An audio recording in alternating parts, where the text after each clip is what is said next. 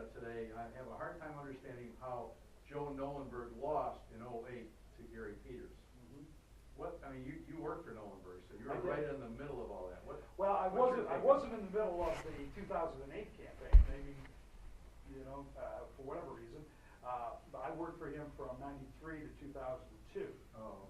But I've been around, and I understand, and I watch it, and I think that's also a very good question. How could this thing have changed? Well, a couple of things.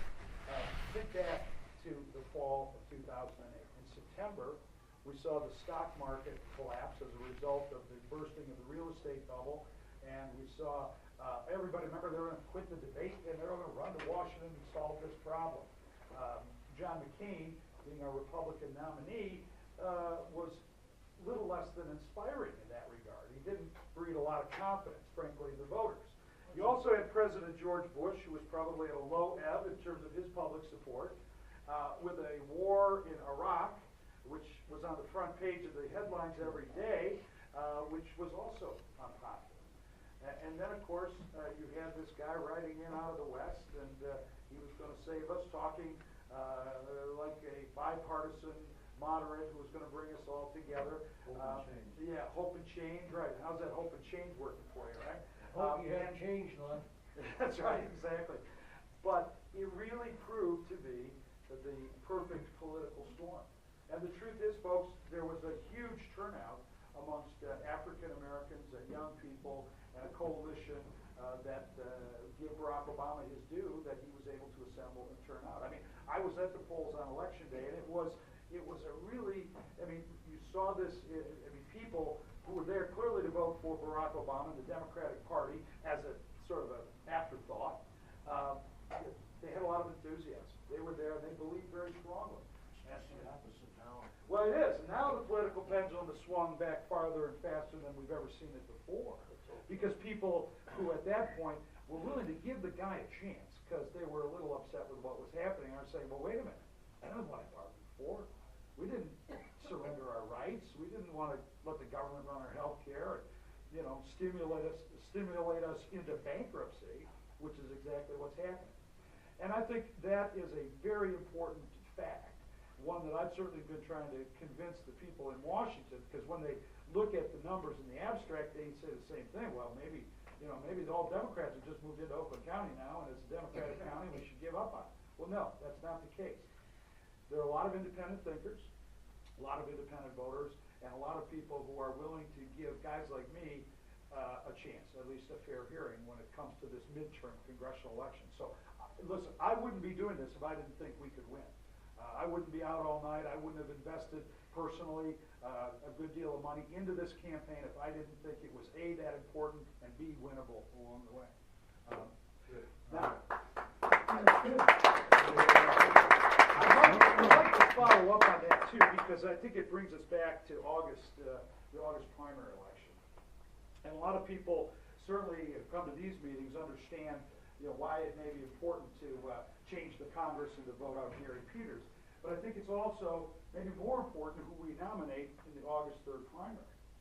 Because frankly, this is an election that's going to set the tone for these next 3 months. And the question is going to be, who is the candidate who can keep the focus in this upcoming general election on the big issues?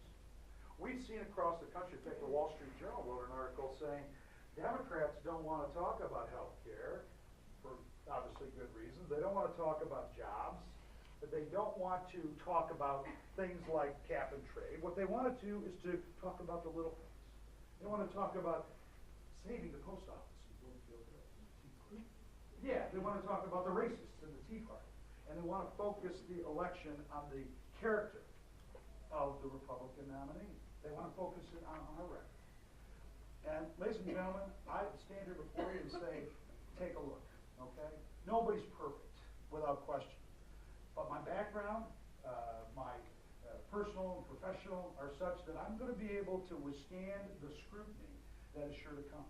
One of the things we know about Mark Brewer and the Michigan Democratic Party, the guy that made that ad about the sleeping judges, they will resort to nothing to hold on to power. And unfortunately, when we've looked at my primary opponent, my main opponent in this primary, there's just a lot of unsettling questions. And again, nobody's perfect, and everybody everybody is presumed innocent until they're found guilty, but, this fellow, this gentleman, is embroiled in a lawsuit. We haven't heard the answer. His business partners have sued him for $3 million in theft and fraud and wrongful conduct. And we've heard that it's frivolous. Okay, well, I think you owe us a little bit more of an explanation than just frivolous. This gentleman also missed 160 votes while he was in the final year of his service in the state legislature. He's out campaigning for higher office. Well, if I'm sending somebody to Lansing or to Washington, I'd like to at least know they're going to show up and vote if I'm paying their salary. You also need to understand that this candidate has been cited numerous times by the state and federal authorities for failing to file the appropriate campaign reports. Now you might think, oh, that's a little thing. Well, we've seen some of that. We've seen what happens when you disregard and place yourself above the law. When you don't file things like your ethics in government, personal financial disclosure report. You just ignore it. You don't file it. I've got to ask you questions about why this is the case. And I suggest to all of you that if I don't ask them, Mr. Peters will. And he'll spend the next 3 months talking about those shortcomings, those problems, instead of talking about healthcare, instead of talking about jobs, instead of talking about cap and trade. So you can say that it's a desperate tactic, or you can slough it off, or it doesn't mean anything. Well, I'm here to tell you, ladies and gentlemen, it does. Because there really probably isn't a whole lot of policy differences among the Republican candidates. I wish I knew everything that they believed in, but let's assume for a minute that Republicans believe generally the same stuff, right? At the end of the day, it's about the character and integrity of the people we nominate. Because, again, issues will come and go. But who are those people that are representing us? Who are the ones that are going to work to bring us together as a district, as a county, as a country? I think that I have that background. I think I have that ability. And that's one, in my view, of the most important issues in the race. Yes, sir.